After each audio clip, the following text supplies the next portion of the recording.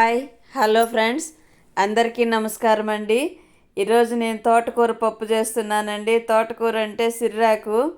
తోటకూర అనేది లావుగా ఉంటుంది కదా, ఇది సన్నగా పొడుగ్గా ఉంటుందండి.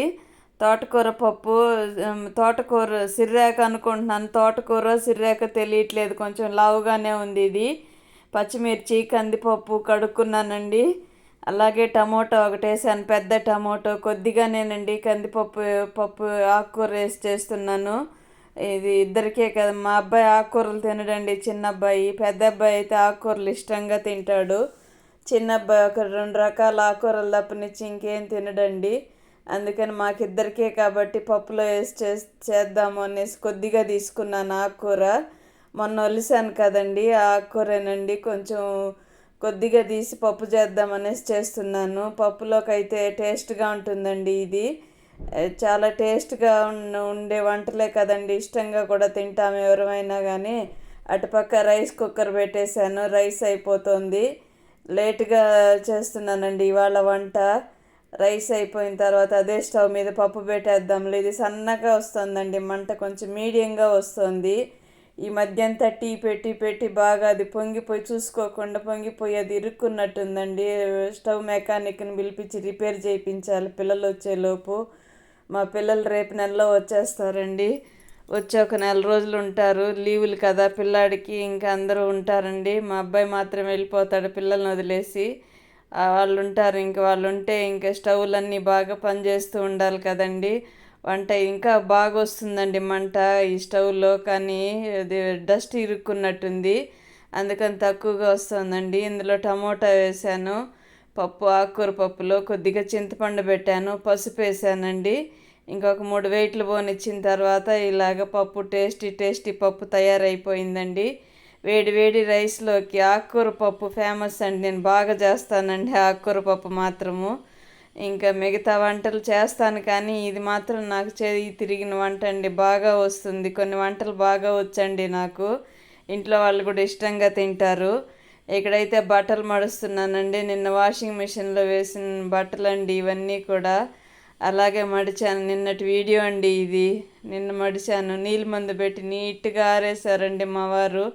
అదేదో మరకలు, కొబ్బరికాయలు కొడతారు నా కోసము.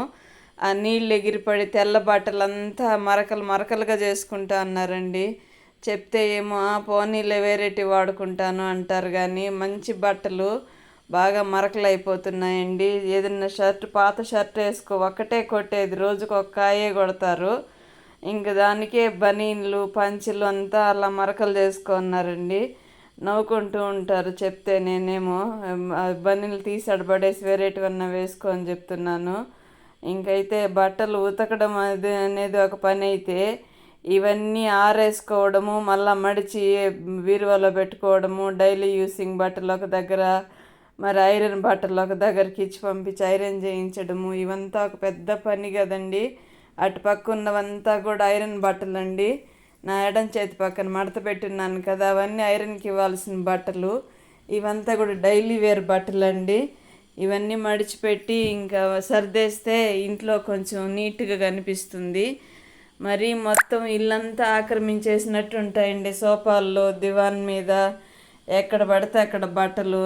ఉండేది ఎండాకాలం కదండి, ఉండేది ముగ్గురమైనా కానీ ఎక్కువ బట్టలు పడిపోతున్నాయండి. అసలు చెమట్లకి 2 పూట్ల స్నానం చేస్తున్నా కానీ ఆ చెమట్లు తగ్గట్లేదండి. స్మెల్ వచ్చేస్తున్నాయి గుడ్డలు. మగవాళ్ళకైతే ఇంకా స్మెల్ ఎక్కువ కదండి, వాళ్ళు బయట తిరిగేసి వస్తూ ఉంటారు. ఇంకా వాళ్ళైతే రోజుకి 2-3 సార్లు కూడా స్నానం చేస్తున్నారండి, ఎండలు వేడి తట్టుకోలేక. మరి తప్పదు కదా, స్నానం చేసినప్పుడంతా వేరే ఫ్రెష్ బట్టలు వేసుకుంటారు. అది అలవాటైపోయింది కదా. ఎంత ఉతికి వేసుకున్నా కానీ నీళ్ళు, అందులో ఎండాకాలం నీళ్ళ దెబ్బ కూడా ఎక్కువగా ఉంటుందండి. రేణిగుంటలో నీళ్లు సరిగా వదలరు. ఆ కారణంగా బట్టలు ఉతుక్కోవాలన్నా కానీ ఇబ్బందే. వాడుకోవడానికి చూసుకోవాలి, మరి బట్టలకి చూసుకోవాలి. అది జాగ్రత్తగా బ్యాలెన్స్ చేసుకుంటూ వేసుకోవాలండి. ఈరోజు అంటే నిన్న మొన్న 2 రోజులు వేసానండి బట్టలు. నిన్న వదిలేరు నీళ్ళు, మొన్న సగం వేసాను, నిన్న సగం వేసానండి. ఉన్న నీళ్ళు వేసేస్తే మరి నీళ్ళు వదలరేమో అని చూశాను.